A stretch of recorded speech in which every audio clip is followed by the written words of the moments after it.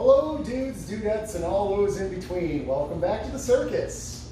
So after taking a couple days to decompress and really let the frustration subside, I'm back to working on the truck. Did a little bit of a recap. After going through the damage, I realized it wasn't as extreme as I thought it was going to be, and unfortunately, off screen, a funny little thing happened with the transmission. So I get to add to the carnage. I didn't think I was going to have to fiddle with the transmission, and now I have to fiddle with the transmission. There was just shit ton of coolant all over the floor. It was a complete bloodbath.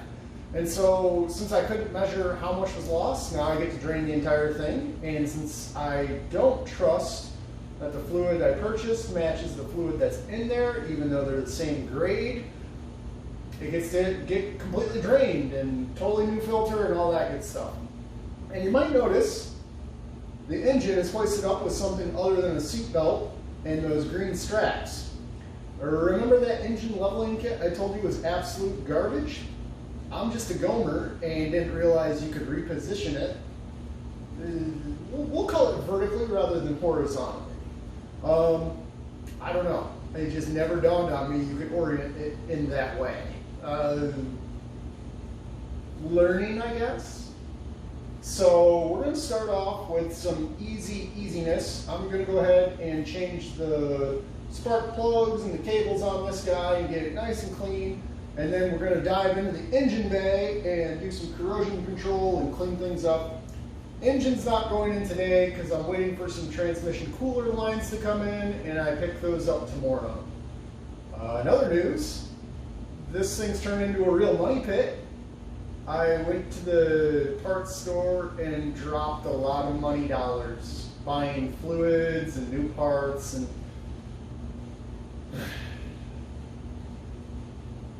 this shit better be worth it.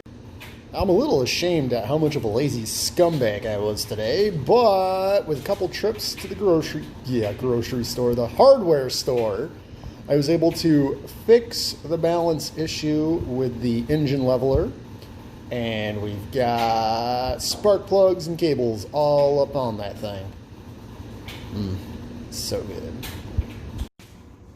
Well, seeing as we have to change out the transmission coolant lines, which are these guys right here, next order of business is going to be climb under the truck and drain the transmission oil. Now, we are Jank City under here, folks. We have an old shower curtain and shower insert that's going to help us keep from getting a whole shit ton of oil on the ground. Not that that matters, that's already happened once before. But hey, at least we get to look pretty while doing it. Doing this with style.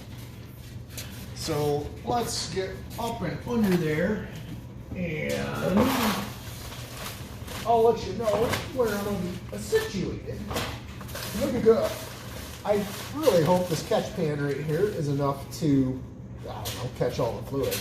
But we have the transmission oil pan, all 14 bolts got to come out, but you know, not all at once. We got to somehow corral all of the fluid into the catch bucket.